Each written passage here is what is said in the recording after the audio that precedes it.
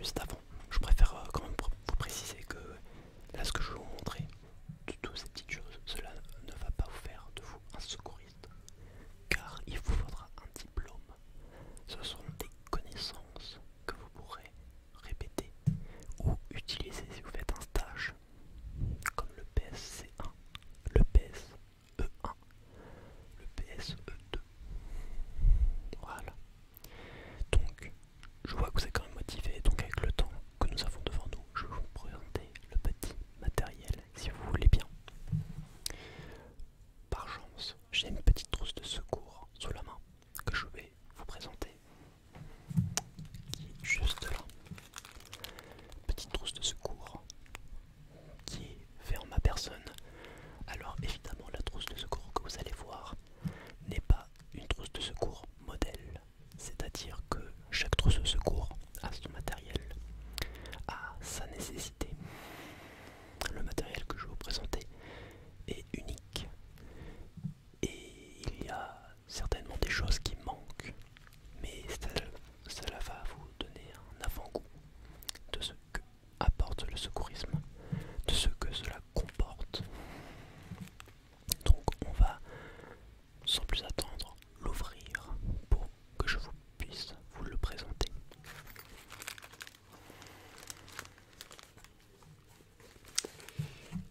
Voici donc, voilà, donc on peut voir, voilà le petit matériel que vous pourrez utiliser si vous faites le stage évidemment. Donc tout simplement je vais vous présenter matériel par matériel. Je vais passer par le plus basique au plus complexe. Tout d'abord, on va commencer par les ciseaux que voici. Je vais poser la trousse. À chaque fois que je vais faire ça, je vais poser et ranger le matériel pour que ça soit plus fluide. Donc tout simplement des petits ciseaux. Là vous allez me dire monsieur, bah tout simplement oui. À quoi ça sert? Donc eh bien tout simplement cela va vous servir pour couper. Voilà. C'est bon. Non, je rigole. Cela va vous servir pour couper du pantage. Du pantage, s'il y a du pantage en trop. Ou sinon, il y a certaines situations où, eh bien, il y aura des vêtements à découper. Par exemple, une blessure qui se trouve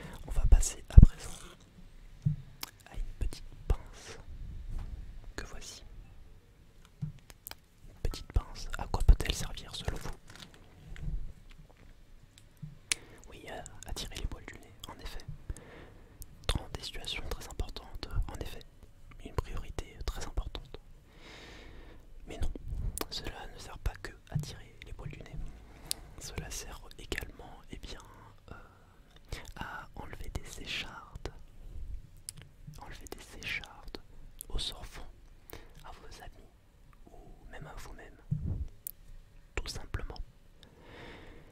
Voilà. Donc cela peut toujours servir d'avoir toujours une petite pince sur soi. On va passer à la suite. On a également donc des petits pansements que vous connaissez très bien, je pense. Des petits pansements qu'on a tous eus dès le plus jeune âge, pour des petites blessures, pour des petits bobos, la bobologie, on pourra appeler ça. Donc tout simplement des pansements donc pour soigner des blessures de toutes sortes. Je n'ai pas beaucoup de choses à dire, je pense que vous savez très bien à quoi cela ressemble. Alors évidemment, je ne vais pas déballer le matériel, ni enlever leur emballage par cause d'écologie, de recyclage, et pour pas perdre le matériel, car une fois ouvert, une fois utilisé, il n'est plus utilisable. On doit changer de matériel. Voilà. Voici pour les pansements. Je vais passer à la suite. Nous avons des petits bandages fixatifs. Des petits bandages, donc tout simplement, à quoi cela sert? Eh bien tout simplement on va le mettre autour d'une blessure, comme par exemple donc un traumatisme ou tout simplement également une hémorragie. Une hémorragie. Mais cela ne va pas suffire, car il manquera un autre élément essentiel que je vous présenterai juste après, par la suite. En tout cas, voici le petit bandage qui pourra bien nous servir dans certaines situations. On n'oublie évidemment pas de ranger le matériel, très important pour l'organisation.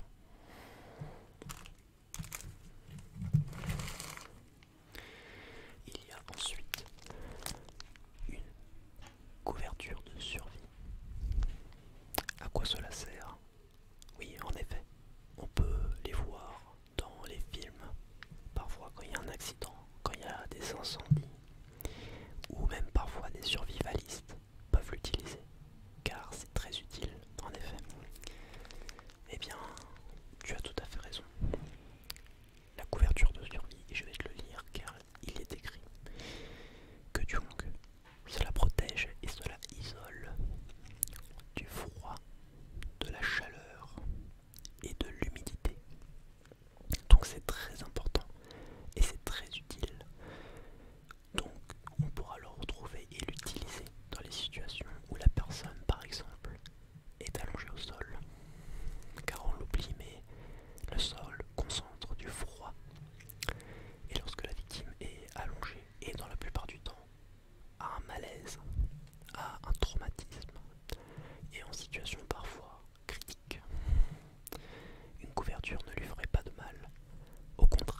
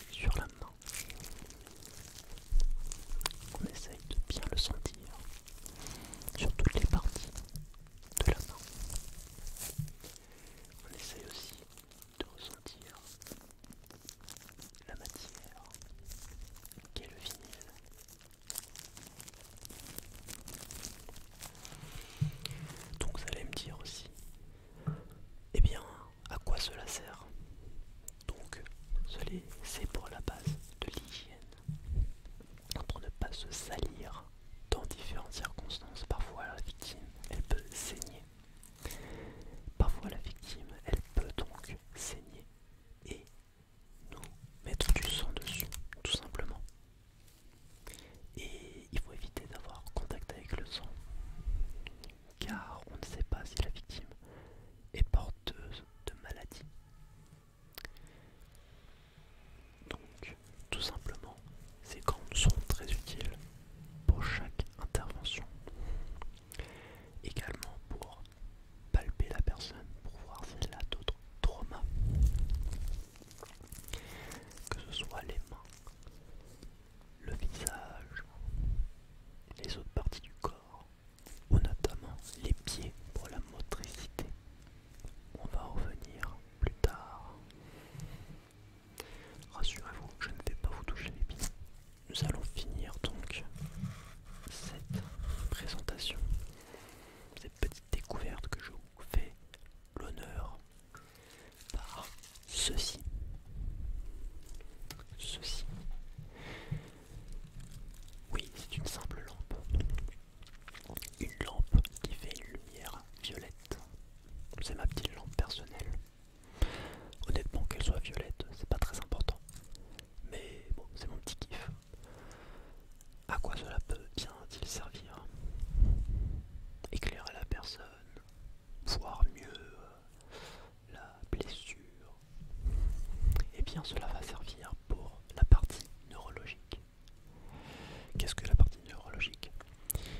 Eh bien, tout simplement, lorsque l'on va voir la personne, quand on va faire un bilan et l'analyser, on va tout simplement voir si elle se repère dans l'espace et le temps, si elle peut se percevoir, elle peut sentir, elle peut ressentir.